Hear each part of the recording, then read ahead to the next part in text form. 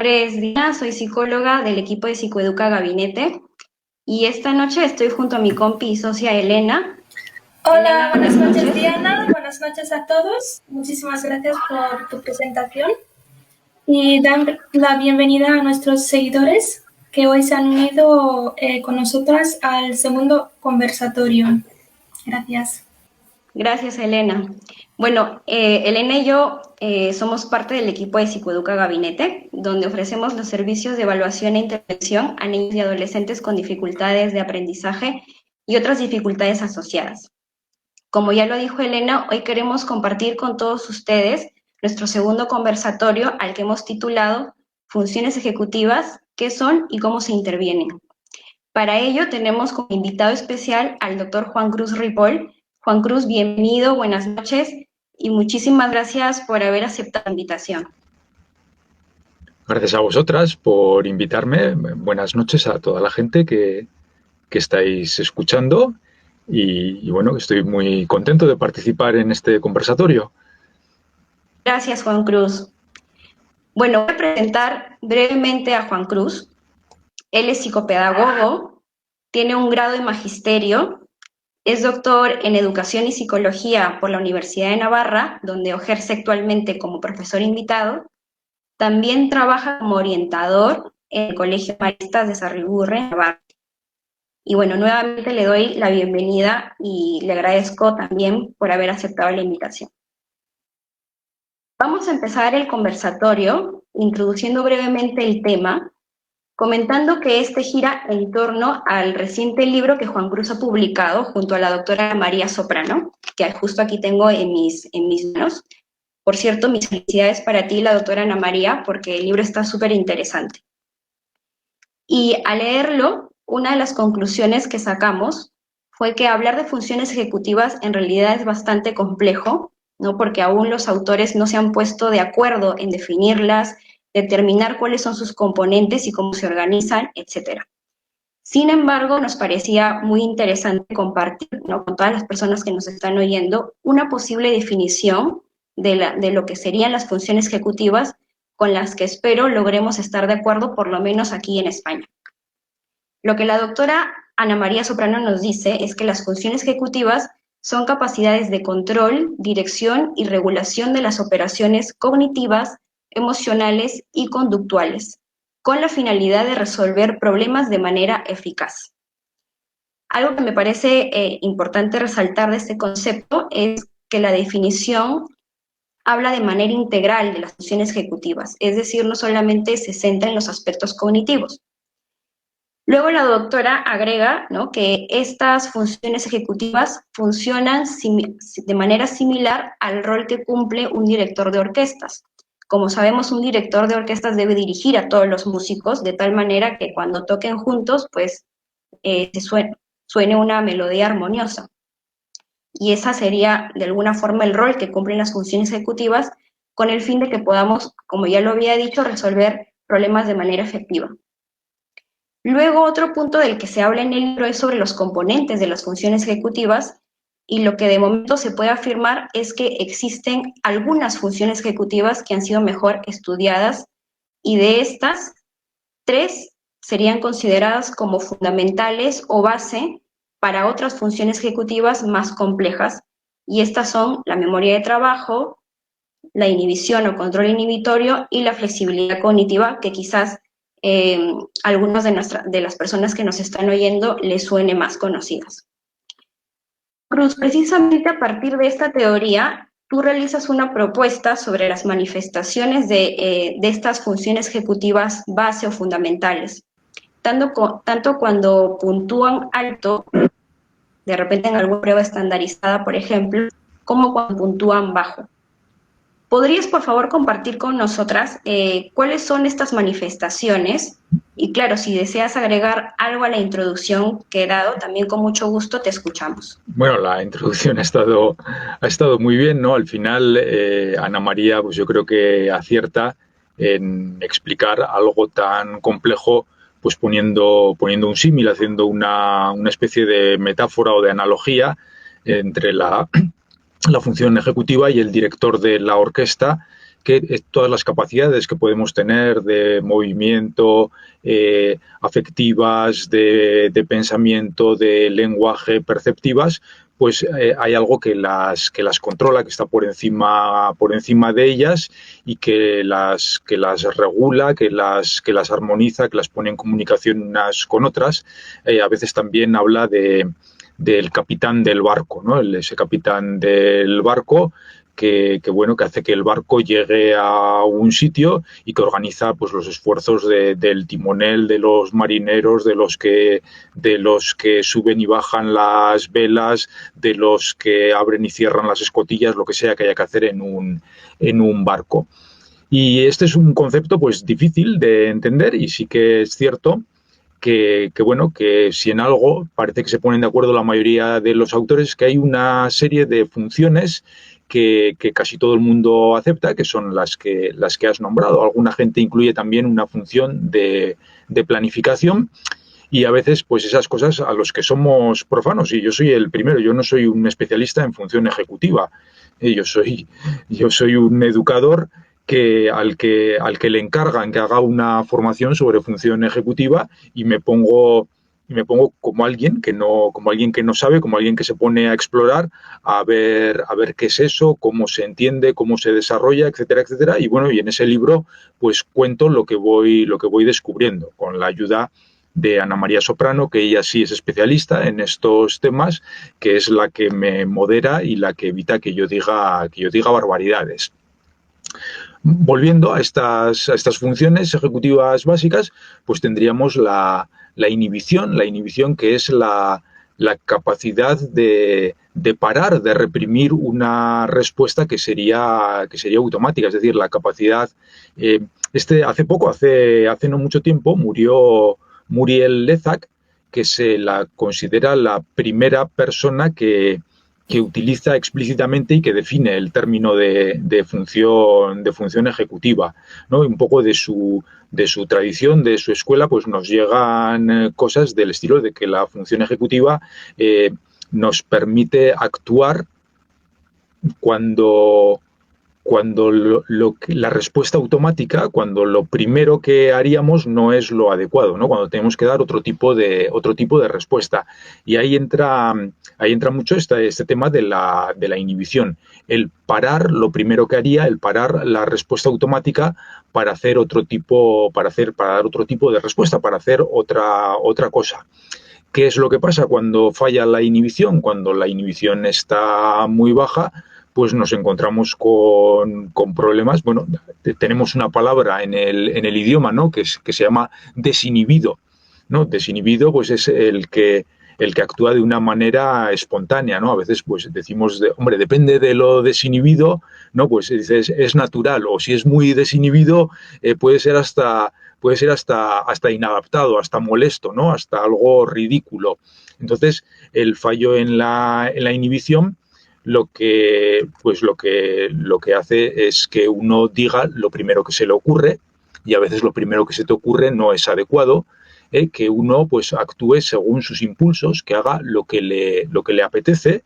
Eso, pues bueno, a mí me gustaría hacer siempre lo que me apetece, pero claro, en la vida social, en la vida con otras personas, hacer lo que me apetece puede chocar con lo que a otras personas les apetece o tienen que hacer, o puede chocar con las reglas, ¿no? Otra cuestión de la conducta desinhibida es que fácilmente me salto las normas, me salto las reglas, porque en lo que hago no estoy pensando en lo que va a suceder después, no estoy pensando en lo que me puede pasar, no actúo de una manera irreflexiva.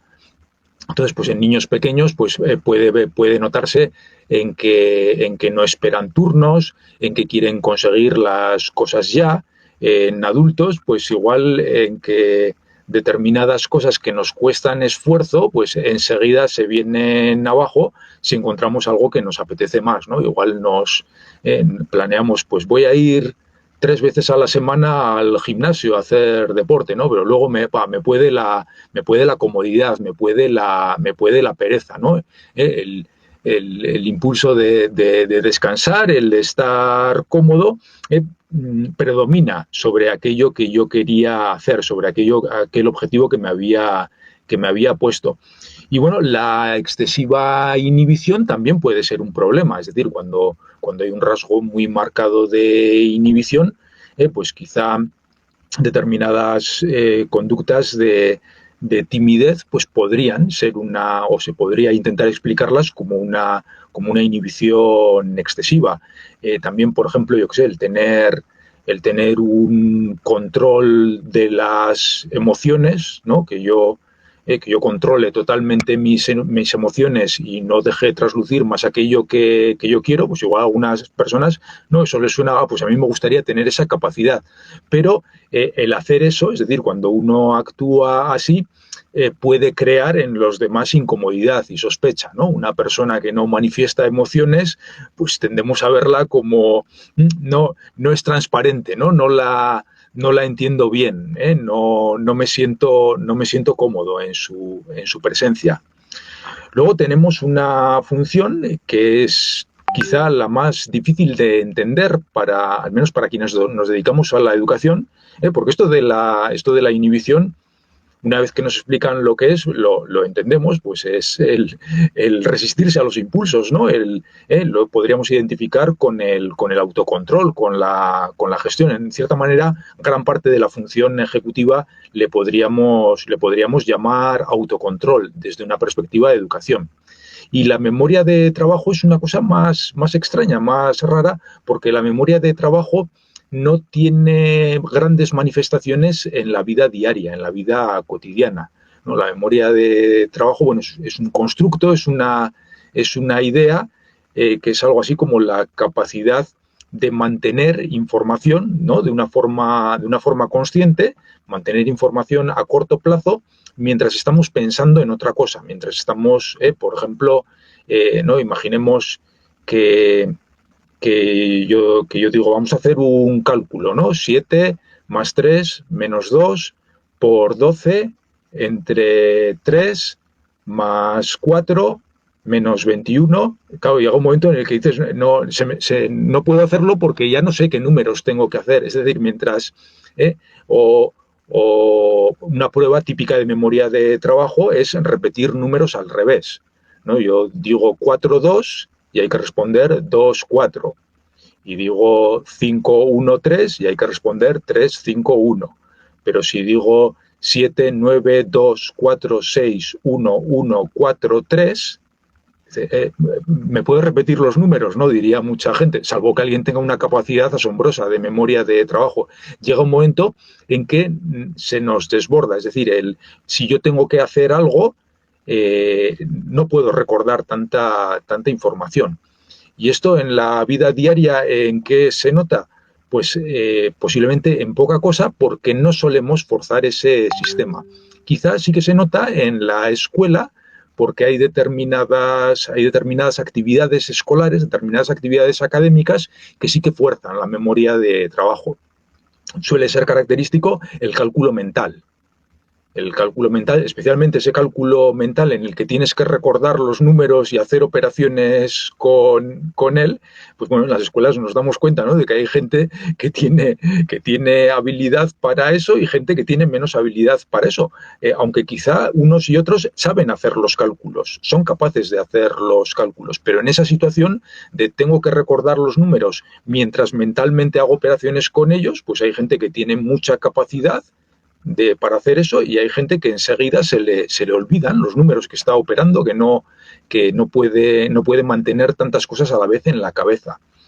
La comprensión lectora posiblemente también tira de la memoria de trabajo, porque en la comprensión lectora lo que tenemos que hacer es lo que estamos leyendo ahora lo tenemos que relacionar con lo que hemos leído antes.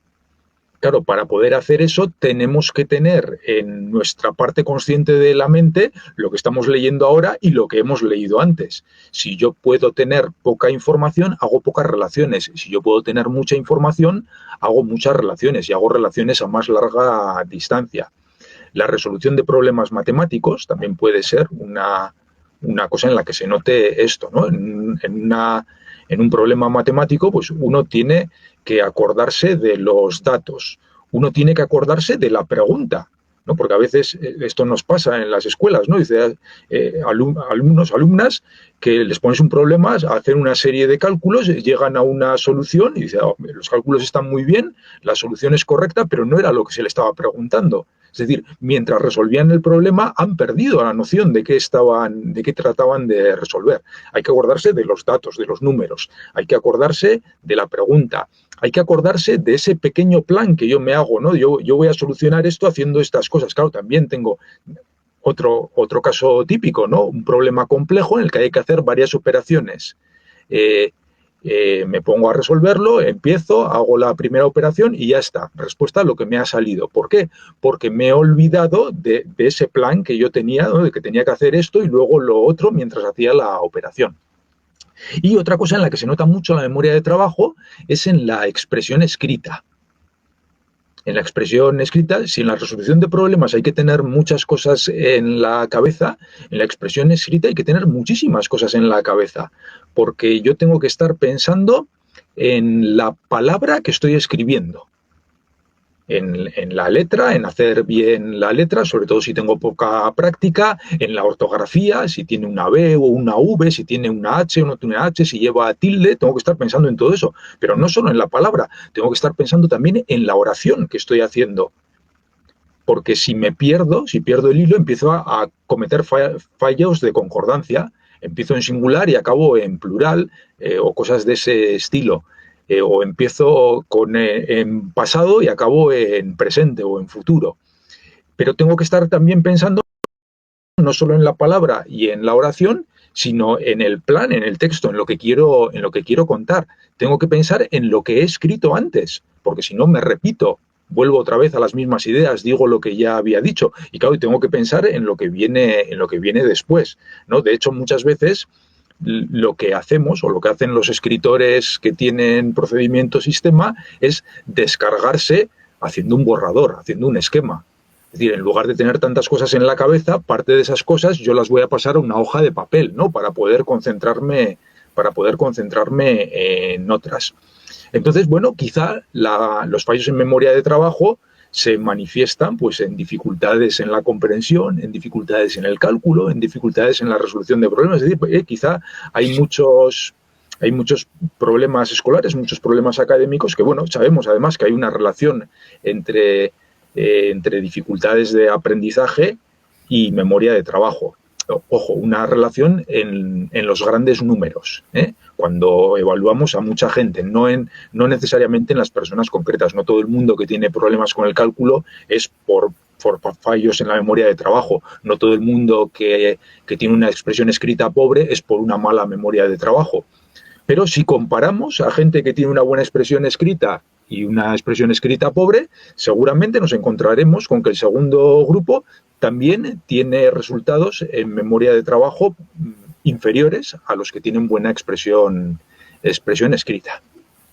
Y luego tendríamos la tercera gran función, que es la flexibilidad cognitiva, que bueno, esta nuevamente pues nos vamos a una cosa que sí que lo podemos ver en nuestra vida diaria, ¿no? Sobre todo en la capacidad para el cambio.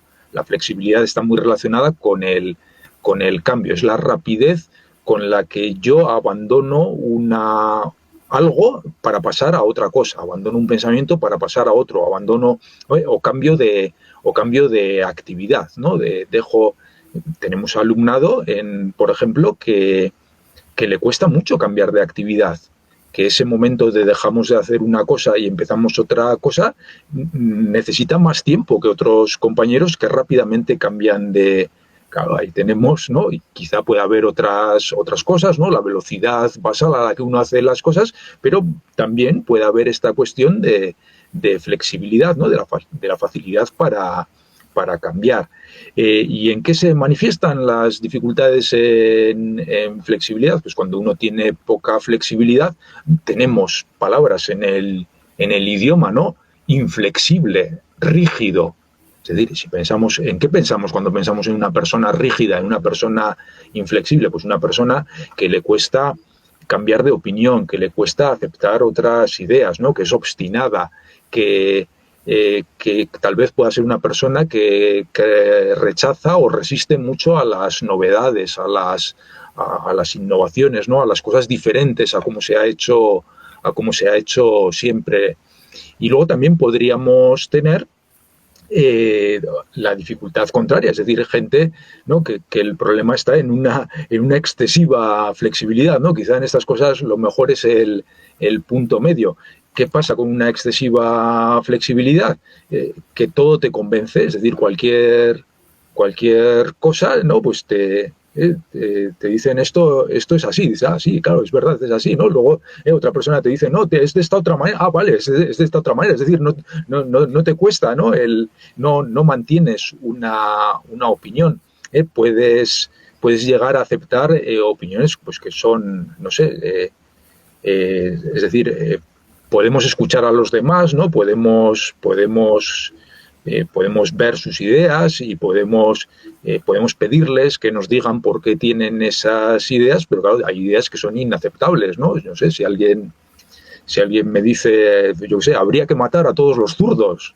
Y dices, pues mira, explícame por qué piensas eso, pero tu idea es inaceptable, yo no comparto eso, o sea, eso que piensas está mal, ¿no? No es correcto, es decir, tiene que haber un mínimo, por lo menos, ¿no?, de inflexibilidad en cuanto a los principios, en cuanto a esas cosas que son básicas, ¿no? Eso tendríamos que evitar cambiarlo, y una excesiva flexibilidad pues nos puede llevar a cuestionarlo todo, a relativizarlo todo.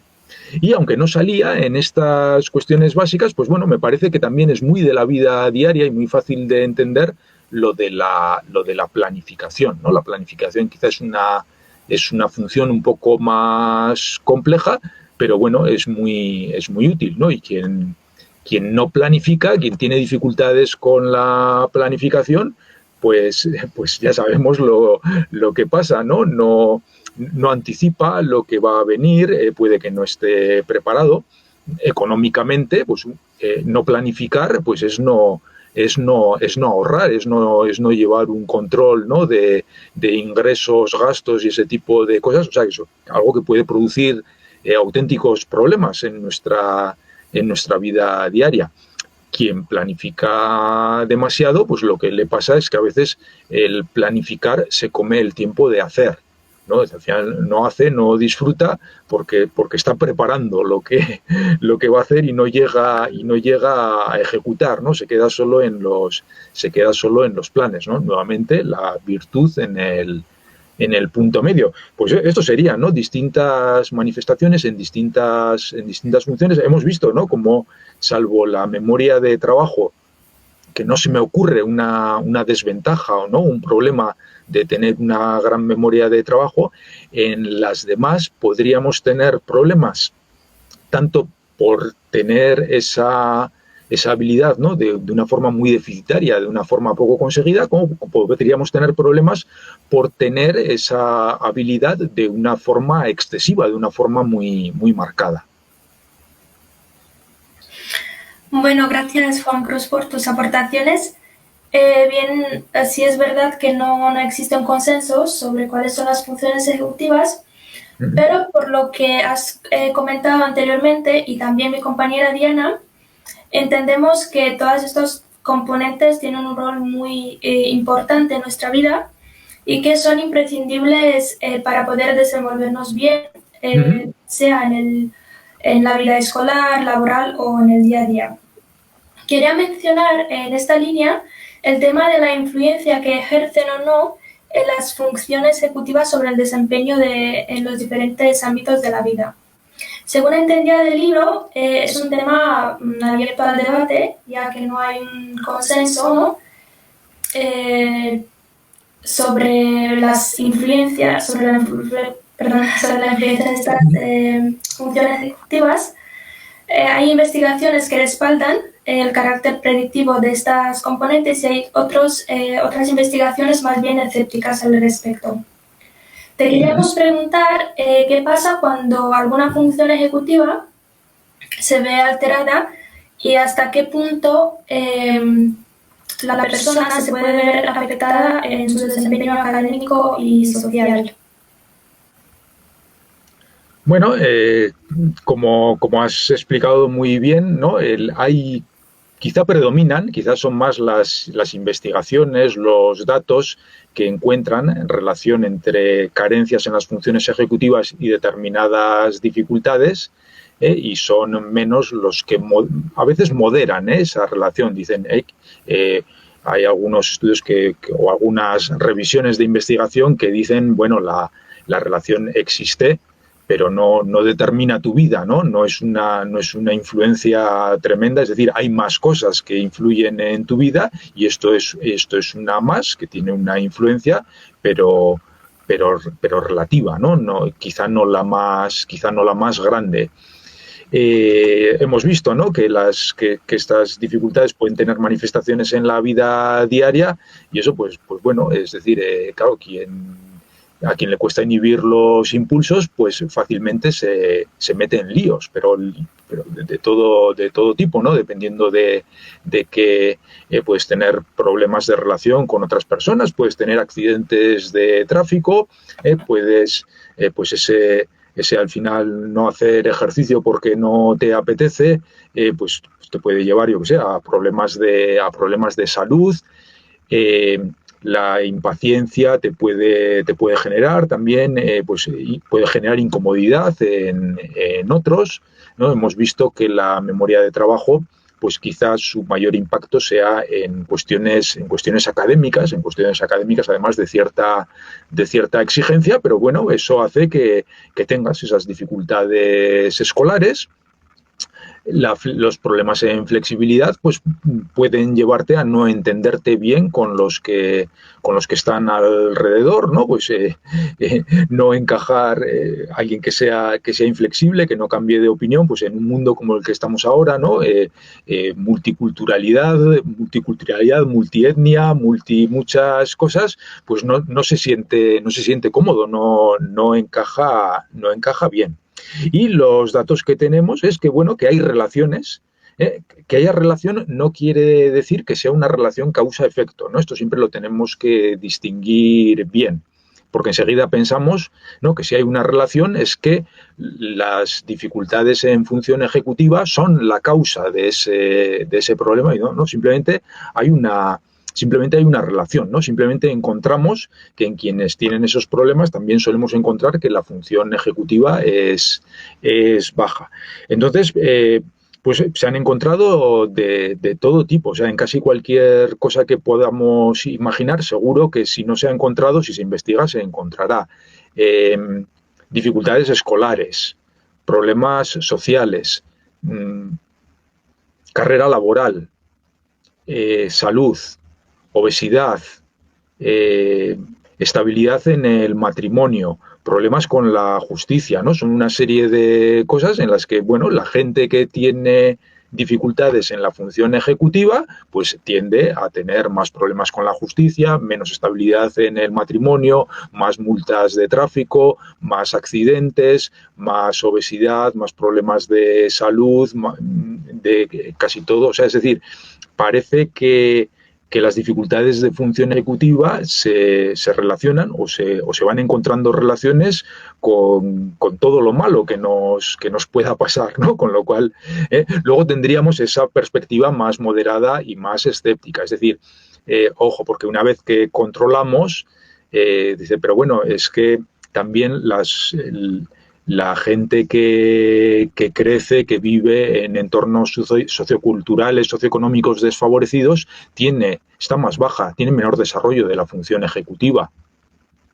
Y esa gente, pues igual también luego en su vida laboral, su carrera laboral es más corta y tienen menos ingresos, y escolarmente también es más fácil que abandonen tempranamente. Pero claro, al final eso era por un problema de función ejecutiva o era porque se habían criado en un entorno desfavorecido, o no podemos separar unas cosas de otras, ¿no? Cuando empezamos a controlar, pero bueno, eso, vamos a controlar el nivel socioeconómico de la gente, pero vamos a controlar la capacidad intelectual de la gente, ¿no? Cuando se empiezan a controlar ese tipo de cosas, quizá siga habiendo un efecto o una relación entre función ejecutiva y todos estos problemas y todas estas dificultades, pero se modera bastante, disminuye bastante, ¿no? Sobre todo que no es algo que nos predetermina, que nos aboca, ¿no? Como hay un mal desarrollo de la función ejecutiva, pues ya está, vas a ser un delincuente y un fracasado en todos los aspectos de la vida. Pues no necesariamente.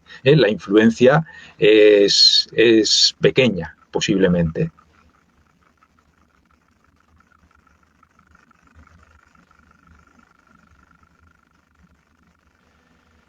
Muchas gracias, Juan Cruz. De verdad que te agradecemos bastante todo lo que nos estás compartiendo, que está súper interesante. Queremos entrar al tercer punto, ¿no? Y aquí volvemos a compartir contigo y con todas las personas que nos están siguiendo ahorita otra de las conclusiones a las que hemos llegado cuando hemos revisado tu libro, que en sí es que hablar de disfunción ejecutiva es hablar de diferentes tipos de dificultades, ¿no? Como tú ya lo habías mencionado, vamos a observar que hay una baja función ejecutiva en personas que tienen diferentes tipos de dificultades o trastornos. El ejemplo de ello es los trastornos de aprendizaje, ¿no? Pero ahorita nos gustaría hacer mayor hincapié en la relación entre funciones ejecutivas y el TDAH, ¿no? O el trastorno por déficit de atención e hiperactividad, ¿no? Cuando nosotras revisamos, ¿no?, el DSM-5, ¿no?, con respecto a los indicadores que caracterizan el déficit de atención y la hiperactividad e impulsividad, podemos decir que hay funciones ejecutivas que no se encuentran desarrolladas, ¿no?, de una manera esperada para la edad del niño, y de alguna forma esto limita su desenvolvimiento académico y social, y también su desarrollo emocional. Sin embargo, en la práctica, ¿no?, en nuestro caso como personas que trabajamos en un gabinete o también como profesores, como padres de familia, vamos a poder ver que hay niños que puede ser que sean muy inquietos, algo impulsivos o despistados, pero sin embargo no reportan un bajo rendimiento académico o de igual forma sus relaciones sociales son buenas, ¿no? Y uno como que se guarda un poco la reserva de decir que el niño pueda tener TDAH, ¿no? Aunque ahora en el DSM-5, ¿no?, que es el manual de diagnóstico, también ya se hace referencia a sintomatología leve, ¿no?, y que en todo caso lo que se reduce es la calidad en el desempeño académico y social, ¿no? O sea, es decir que quizás estos niños podrían tener mejores calificaciones, por ejemplo, ¿no?, de las que tienen, ¿no?, en el momento. En base a tus conocimientos del TDAH y, bueno, y por la experiencia que también tienes trabajando con estos niños, y también ahora con los aportes que nos haces sobre las funciones ejecutivas, ¿cuál consideras que es la relación, ¿no?, más exacta entre ambos constructos? Y en todo caso, ¿cuáles serían las funciones ejecutivas que quizás están más afectadas que los padres y docentes podríamos observar en un niño con TDAH? Bueno, yo quizá la función que más claramente, ¿no?, se puede ver que hay una afectación es la inhibición. Ya si nos vamos a los síntomas nucleares, tenemos los síntomas en el TDAH, los síntomas nucleares son los de inatención, las dificultades de atención y concentración, el excesivo movimiento y la impulsividad. Claro, la impulsividad ya de por sí es la falta de inhibición, ¿no? Impulsividad e inhibición son contrarias, son cosas opuestas.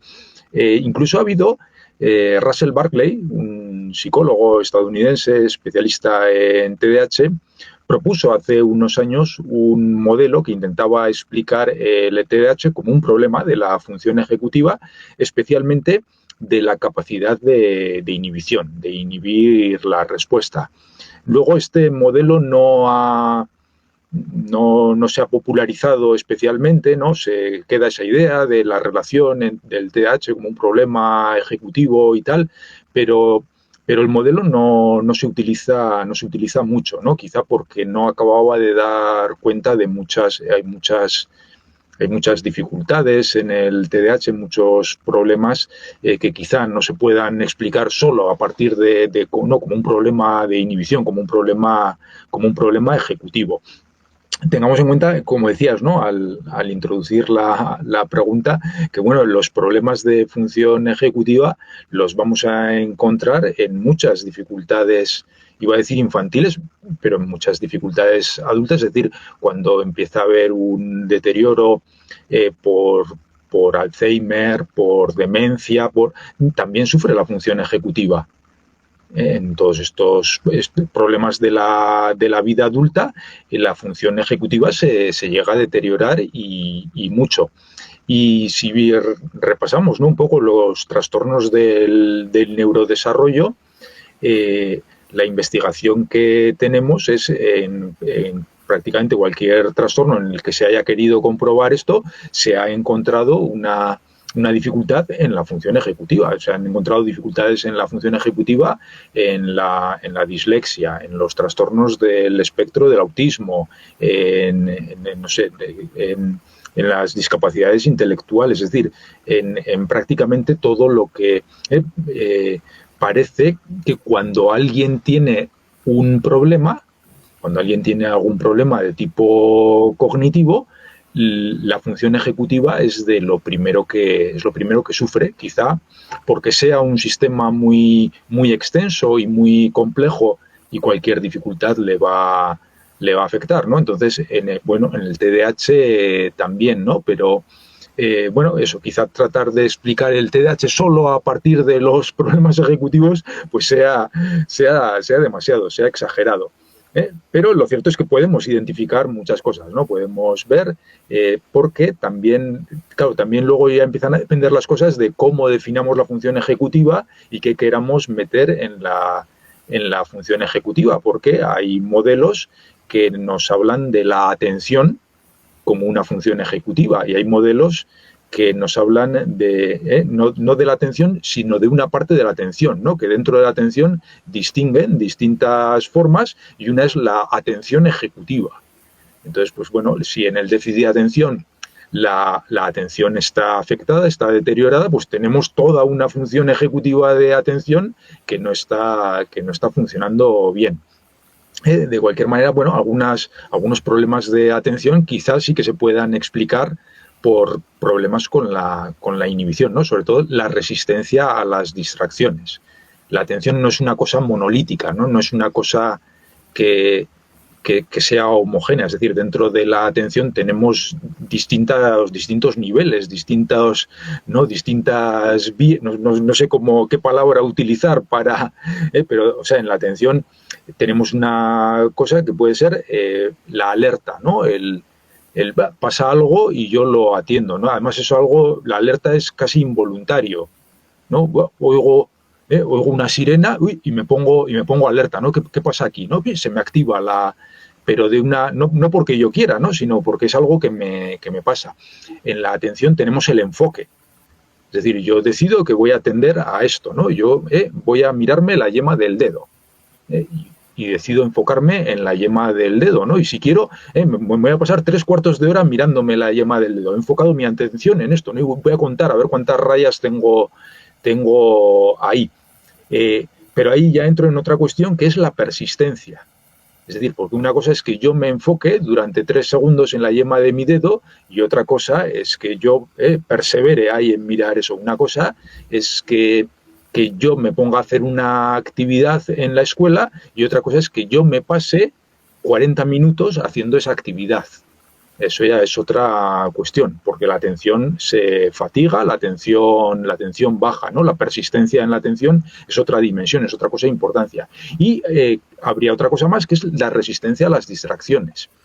Igual podemos tener una persona que se enfoca, que es capaz de atender durante un largo tiempo, siempre que no haya distracciones. Porque en cuanto hay distracciones esto me pasa mucho, ¿no? Cuando hablo con las familias. Claro, es que la maestra me dice que en clase no, pues se está distrayendo todo el rato, está todo lo que hay, pero bueno, yo trabajo con mi hija en casa, y no me parece que se distraiga tanto. Dice, claro, es que en casa hay menos cosas, hay menos oportunidades, no tienes 20 compañeros levantándose, sentándose, que se les caen cosas, que a mí también me sucede, es decir, el alumno que en clase igual se está distrayendo mucho, no es capaz de acabar ciertas actividades, pues igual cuando yo lo voy a evaluar y nos vamos a una sala en silencio, donde estamos ese alumno y yo solos haciendo ahí se distrae mucho menos y ahí acaba cosas que en clase no es capaz de acabar. ¿Por qué? Porque no tiene esas... porque lo que le cuesta es inhibir la atención a la distracción. Es decir, cuando sucede algo, no tiene esa capacidad de decir, no voy a prestar atención a eso, voy a seguir enfocado en lo que estoy, y pierde el enfoque, ¿no? Pues todo este tipo de cosas este tipo de cosas nos pasan a todos. Todo esto que he descrito a mí me pasa y yo creo que a todo el mundo que está escuchando le pasa. Solo que a la gente que tiene TDAH les pasa con más frecuencia y les pasa con más facilidad, ¿no? Porque a la gente que tiene TDAH no le pasan cosas extrañas, no le pasan cosas raras que el resto de la gente no compartimos. Le pasa lo mismo que a los demás, pero con más frecuencia, con más facilidad, tienen esas distracciones, tienen esas... También yo actúo a veces de manera impulsiva, pero procuro que sea pocas veces, y hay gente que esas actuaciones impulsivas pues son muy frecuentes, son diarias, son casi como una constante en su manera de actuar, y eso es un problema. Bueno, muchísimas gracias, Juan Cruz. Después de hacer un breve recorrido, ¿no?, en algunos aspectos claves de las funciones ejecutivas, pues cabe preguntarnos cómo podemos mejorar, ¿no?, estas componentes cuando se ven afectadas.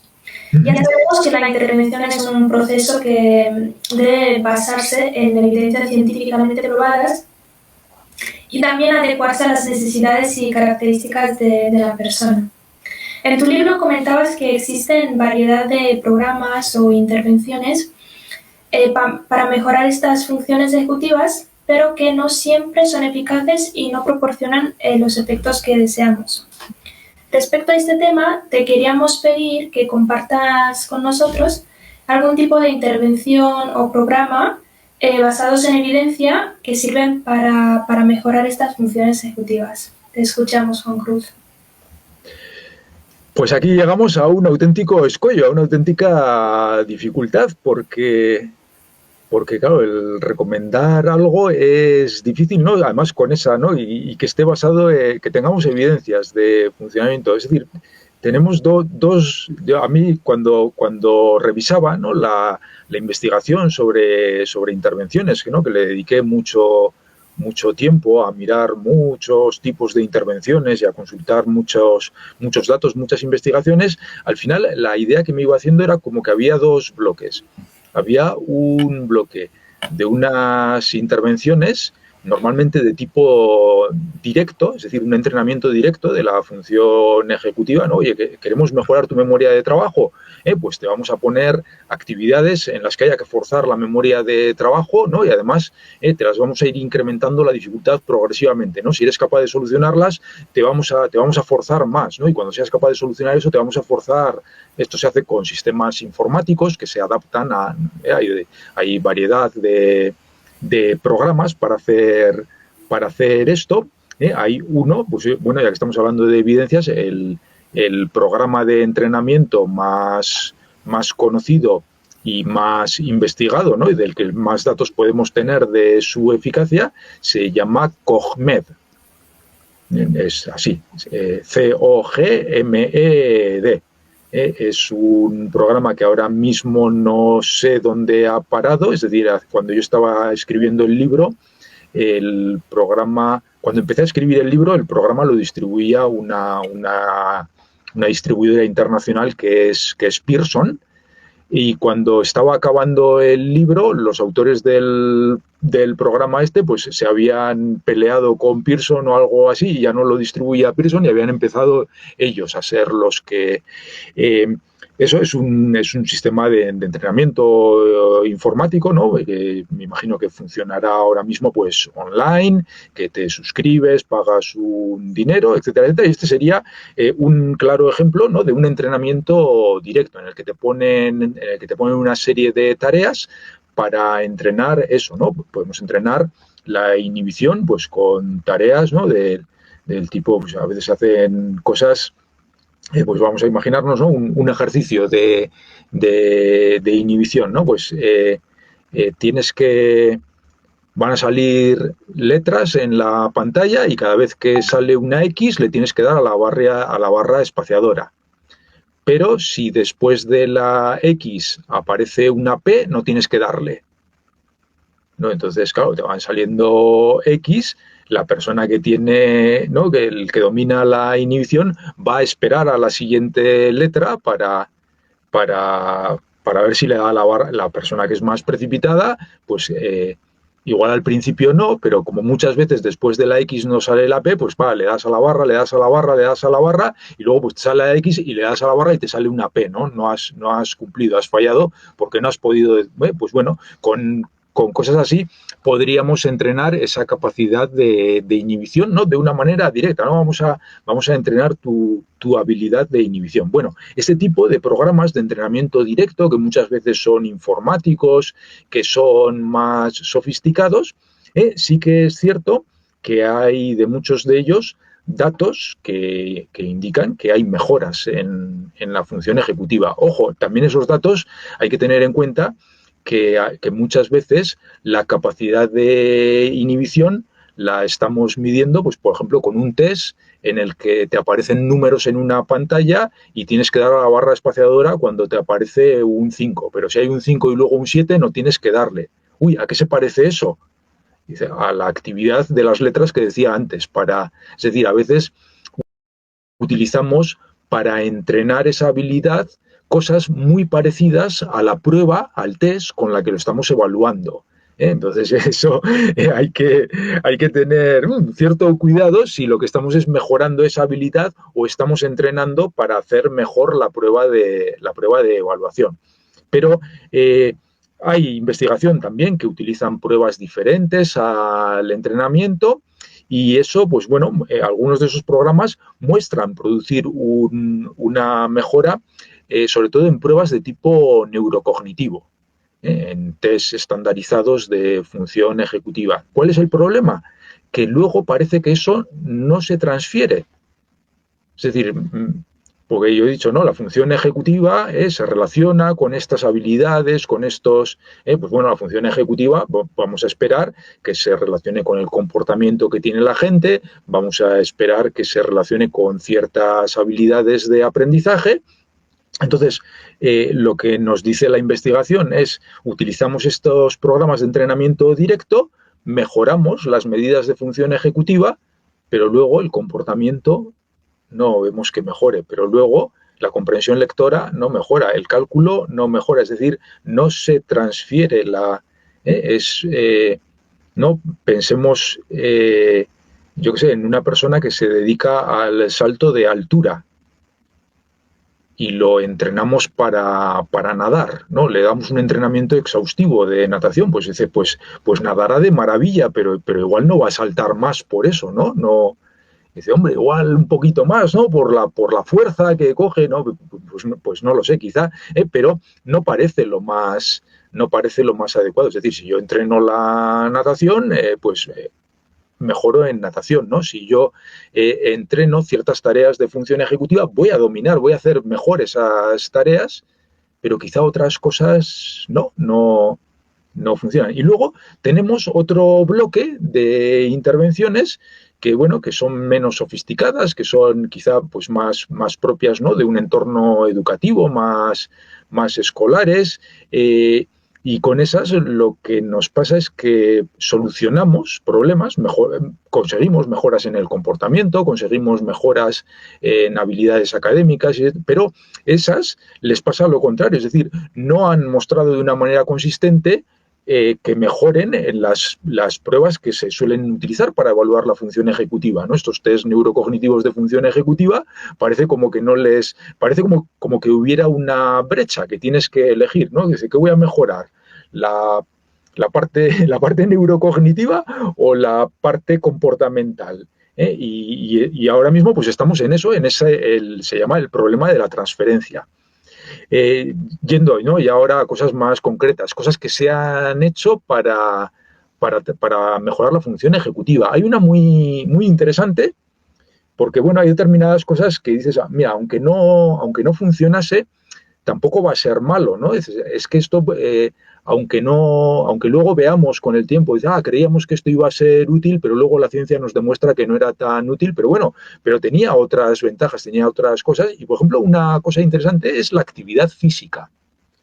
La práctica de la actividad física, por ahora, tenemos resultados prometedores de que pueda producir mejoras en la función ejecutiva. La actividad física, curiosamente, tanto la habitual, la regular, como la momentánea.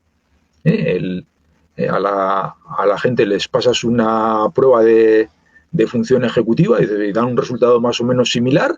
A unos los pones a hacer ejercicio intenso, a otros los dejas sentados, vuelves a hacer la prueba y los que han hecho ejercicio intenso hacen la prueba mejor, rinden mejor en la prueba de función ejecutiva que los que no han estado haciendo ejercicio. Es una cosa que en cierta manera todos podemos experimentar, ¿no? Me pongo a estudiar, ¿no? Me pongo a hacer una cosa que me requiere mucha concentración, ¿no? Bueno, tengo que hacer aquí unos balances, unos cálculos, un no sé qué, llevo hora y media con esto.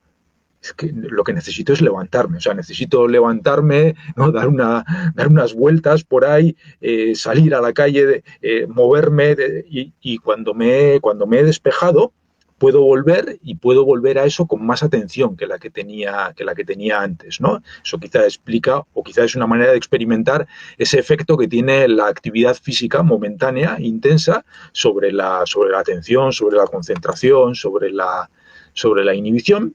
Se ha utilizado también el mindfulness, ¿no? técnicas de meditación como una posible. Esto, pues bueno, todavía hay que purificarlo más también, porque la investigación que hay, ¿no? Parece que casi se han puesto de acuerdo para que cada estudio de calidad utilizase un modelo distinto de mindfulness, ¿no? Entonces, claro, tampoco sabes muy bien si estaban haciendo lo mismo o no estaban haciendo lo mismo. Pero bueno, es otra cosa que también puede ser prometedora.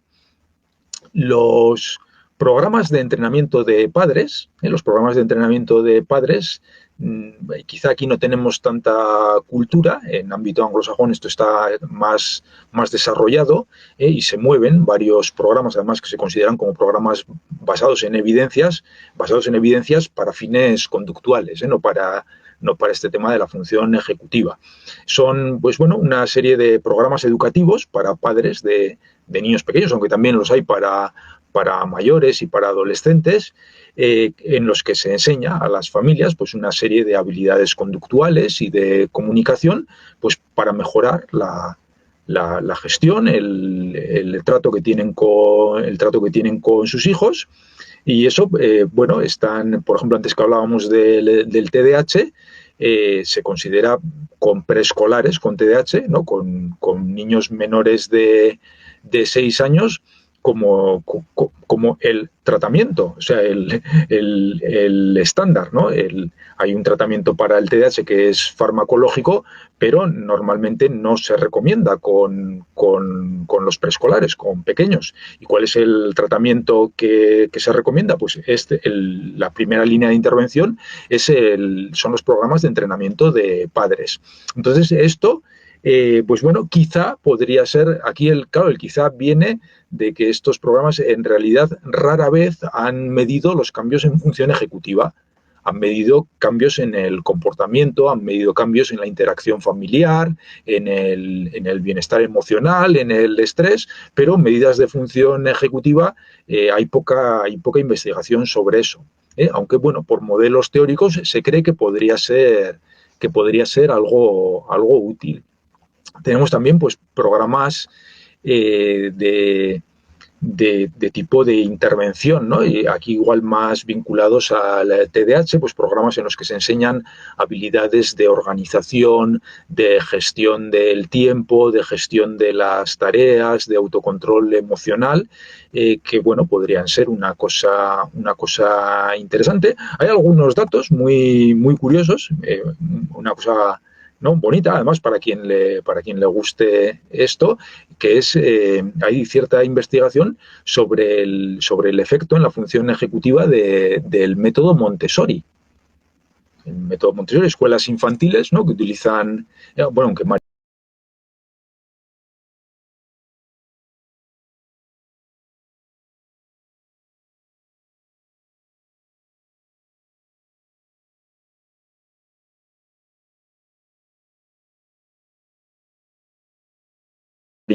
aunque María Montessori hizo propuestas educativas para distintas edades, ¿no? Pero parece que lo que más ha quedado, que lo que más se ha popularizado es el uso del método de María Montessori en la escuela infantil.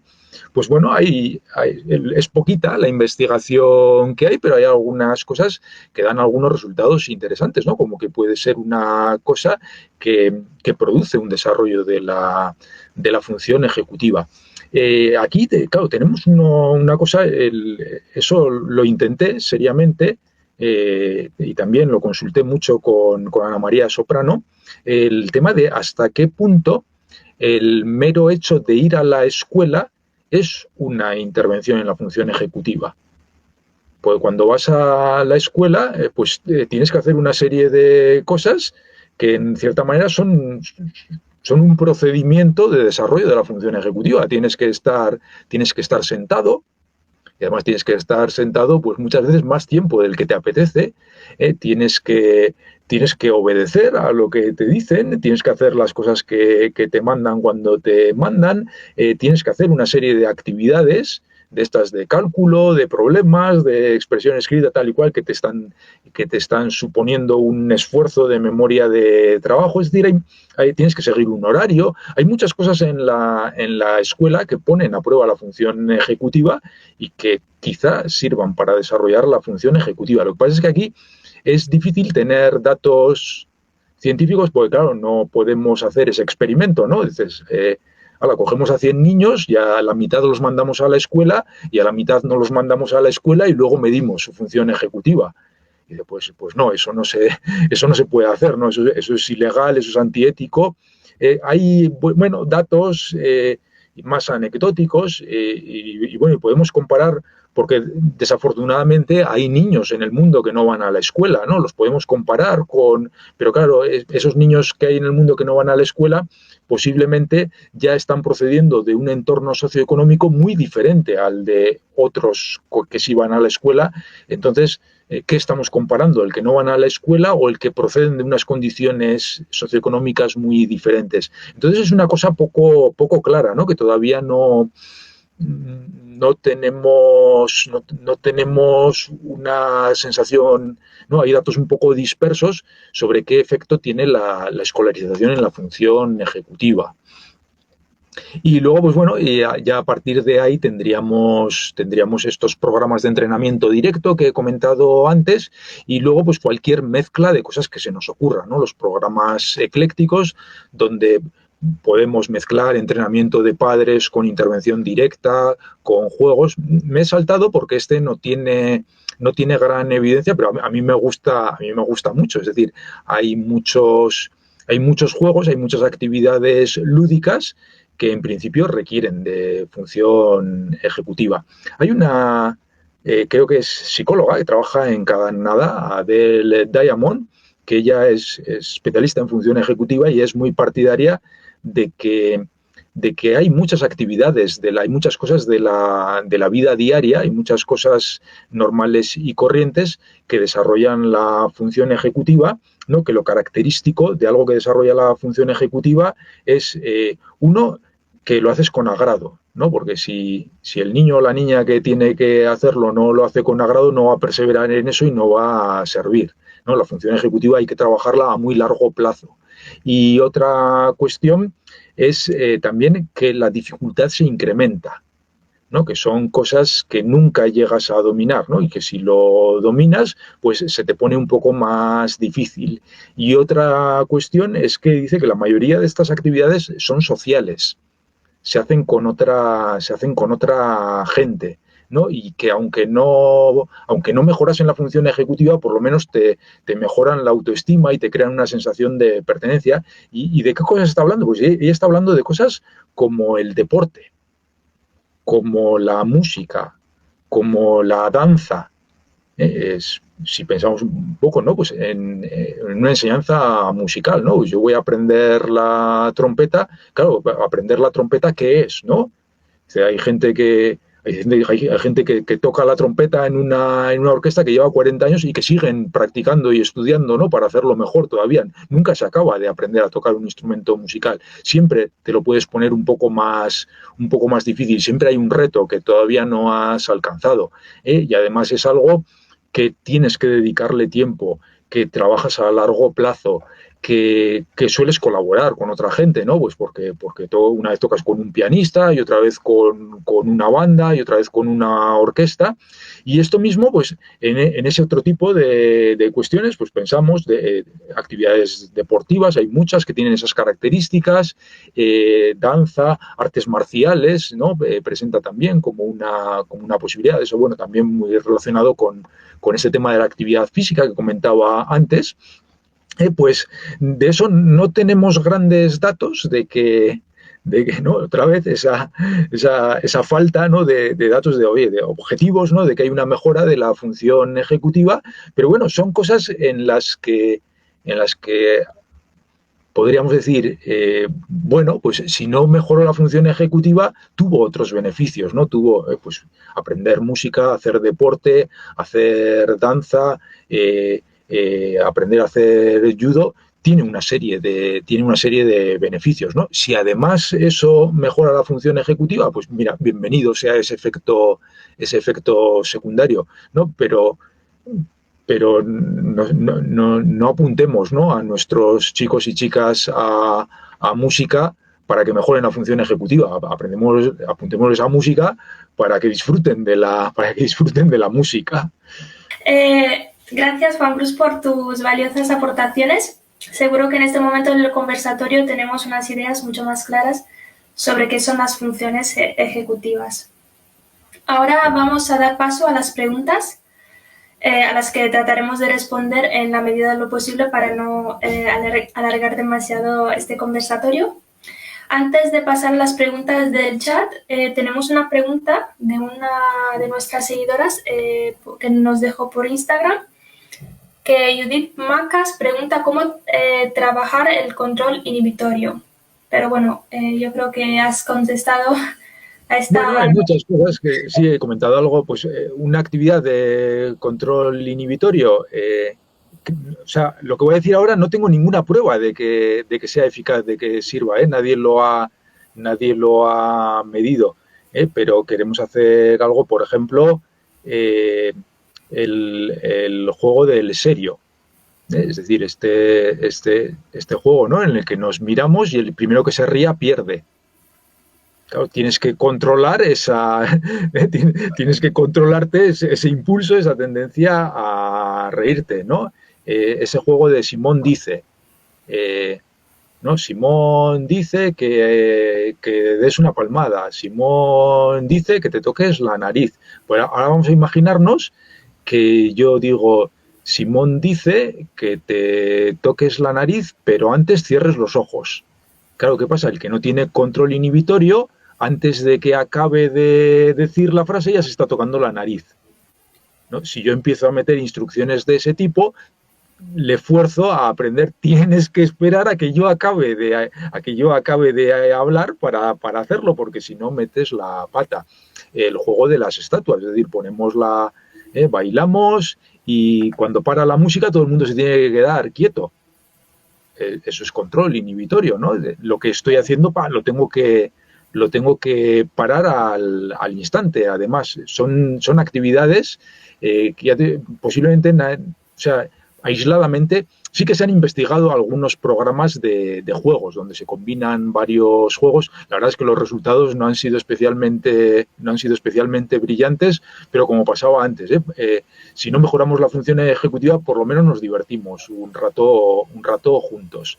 Pero bueno, podrían tener su sentido, ¿no? Y si no, pues ya nos tendríamos que ir a esos otros métodos más sofisticados informáticos, pero con esa prevención de que quizá luego esas habilidades no las vamos a utilizar fuera de ese entorno informático sofisticado.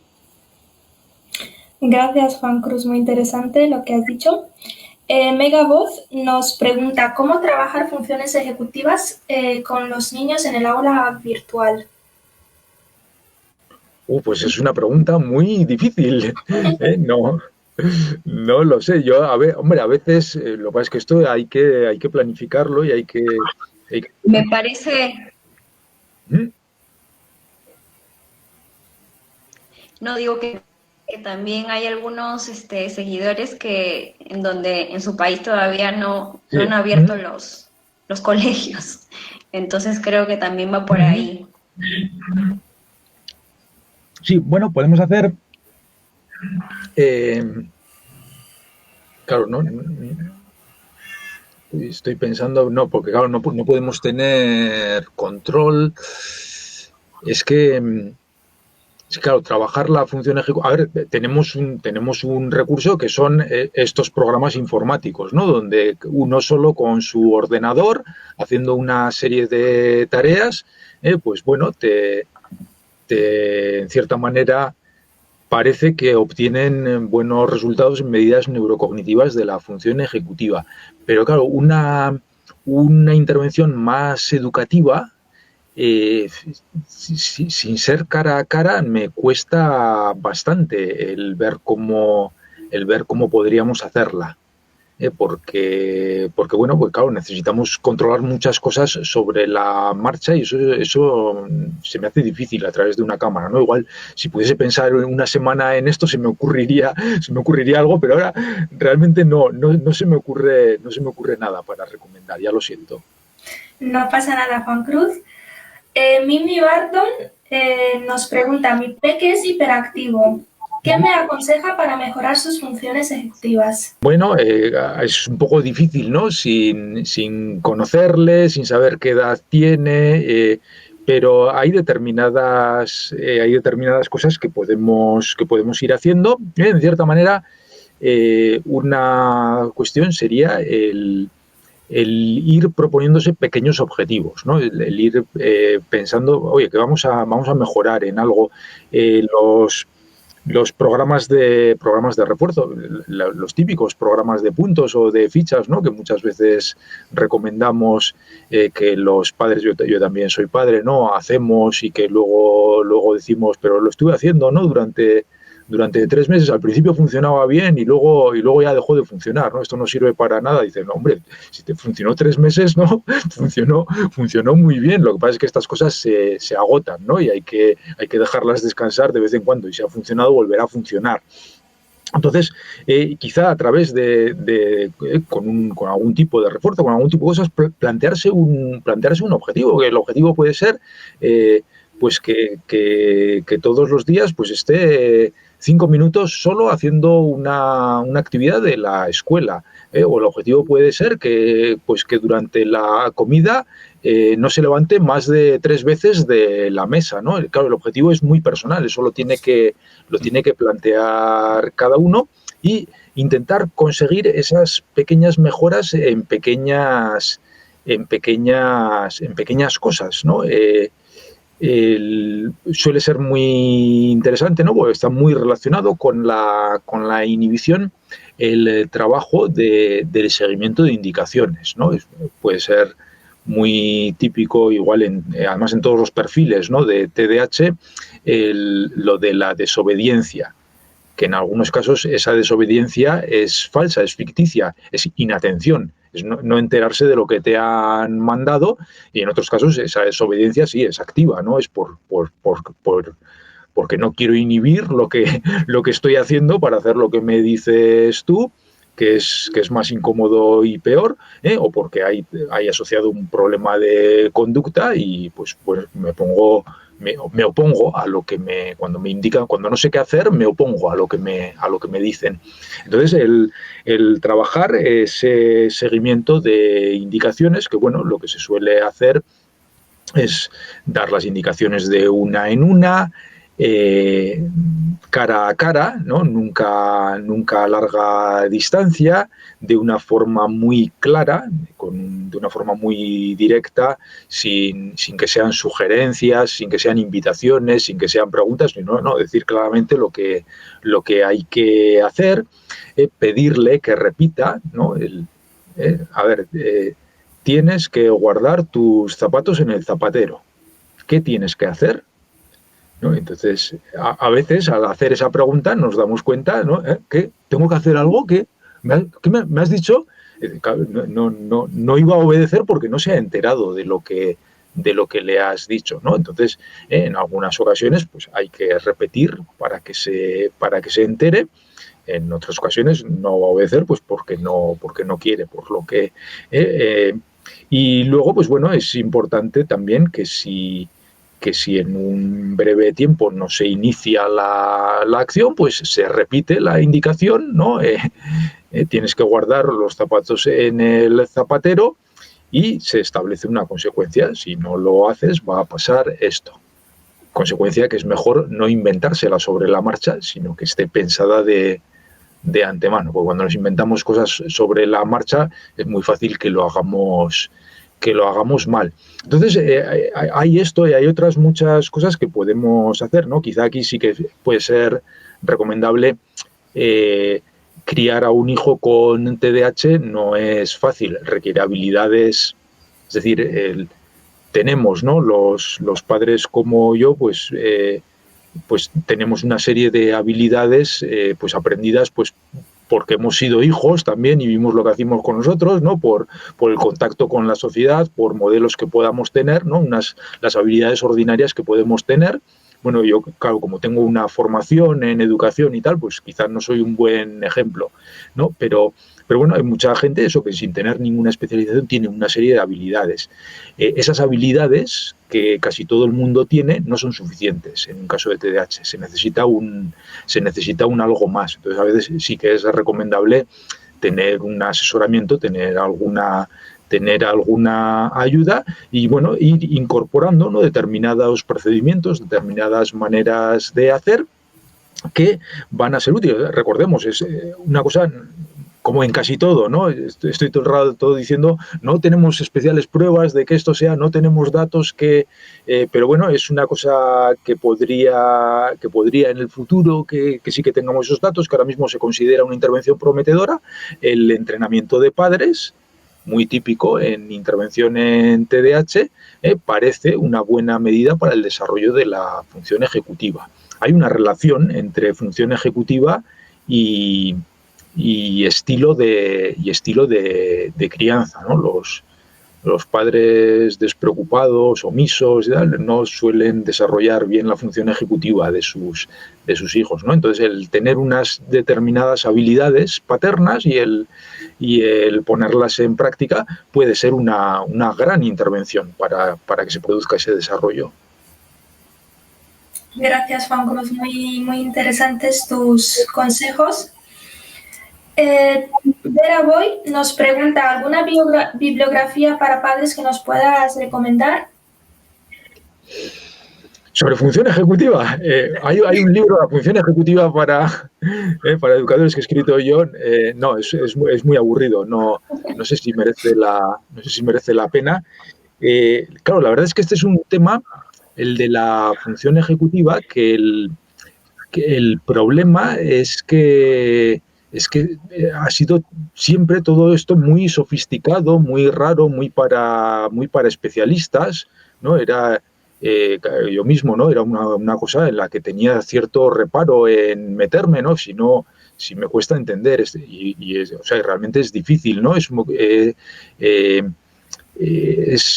Yo igual lo que buscaría, ¿no? Mencionaba antes a Adele Diamond. Pues igual entrar en YouTube, que hay varios vídeos en los que ella habla, igual puede ser una manera de empezar, ¿no? Escuchar algunas charlas, algunas conferencias de Adele Diamond, si las encontramos por ahí subtituladas o tenemos nivel de inglés como para entenderla. porque libros sobre función ejecutiva así que sean un poco más divulgativos, que sean más asequibles, me cuesta pensar en ninguno. Casi todo lo que he estado mirando yo era duro, era difícil de entender. Y eso, y el propio libro mío, bueno, el libro mío lo que pasa es que también tiene una cosa que es que las partes más duras están separadas, están metidas en unas tablas, ¿no? Que ya desde el principio dice, esto te lo puedes saltar, ¿no? No, si tienes mucho interés y mucha motivación, pues mírate esas tablas, pero si no, sáltatelas que tampoco te pierdes nada. Gracias, Juan Cruz. Vamos a pasar a la última pregunta del conversatorio.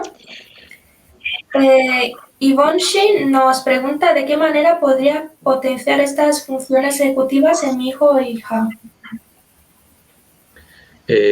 Bien, bueno, algunas cosas de las que he ido diciendo pues ya nos podrían ir sirviendo. Sobre todo,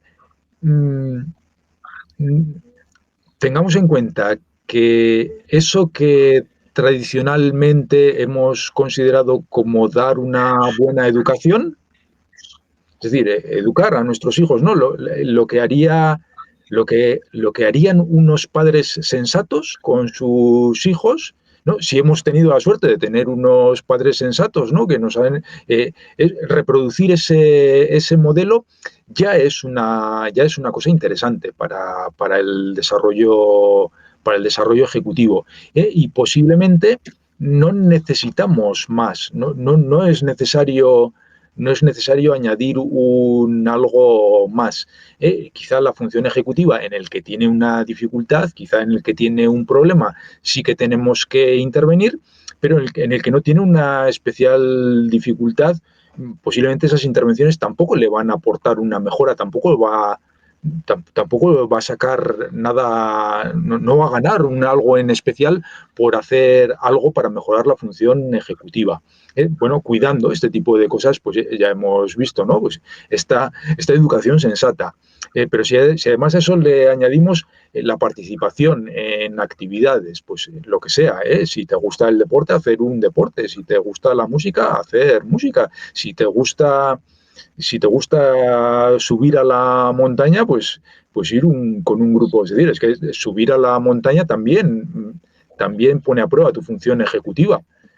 Porque cuando subes a la montaña te cansas, pero tienes que seguir caminando, y tienes que y no puedes ir de cualquier manera, tienes que planear lo que vas a hacer, tienes que pensar a dónde vas a llegar, cuánto tiempo vas a tardar, si va a llover o no va a llover, qué calzado voy a llevar. Es decir, hay muchas cosas que son, claro, esto lo podemos considerar una intervención, es una cosa de la vida diaria, pero es que la vida diaria, bien llevada y con un poco de reflexión, mejora la función ejecutiva. Y salvo que se dé el caso de que haya una dificultad, porque hay un problema del neurodesarrollo, porque hay algo que hace que haya este bajo desarrollo de la función ejecutiva, para la gente que no tiene estos problemas, yo creo que no es necesario el darles un suplemento, el darles un añadido.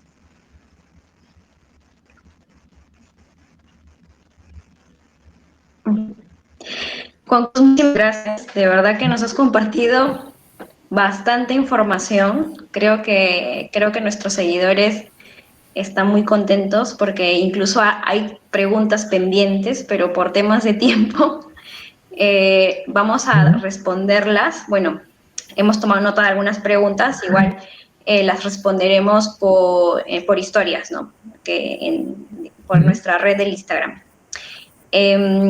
Bueno, yo solamente quería cerrar, ¿no? Para ya despedirnos, ¿no? Primero, nuevamente dándote las gracias, quizás resaltando un poco algo que habías comentado sobre el entrenamiento a padres, porque también hemos leído algunas cosas interesantes con respecto a esto, ¿no? De cómo ahora se está involucrando muchísimo a los padres ¿no? en las intervenciones que se les pueda dar a los chicos para que haya esto, ¿no? Lo de la transferencia que has hablado, ¿no? De que se vean como resultados más tangibles, donde los niños, pues, tenga un desenvolvimiento más adecuado, ¿no? Donde su rendimiento académico por lo menos esté un poquito mejor, su conducta también, y etcétera. Y creo que los padres pues colaboran muchísimo, o sea, tienen mucho que ver en esto, ¿no?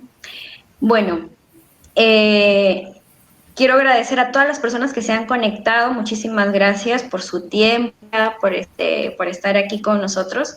Nosotras aquí por las redes de Psicoeduca Gabinete. Los invitamos pues a seguir compartiendo esto por redes, porque lo vamos a colgar como una publicación, como para que lo puedan ver en otro momento y puedan tener más tiempo también para tomar apuntes. Y nuevamente les agradecemos a todos ustedes, a Juan Cruz, a Elena, y ya será hasta una próxima oportunidad.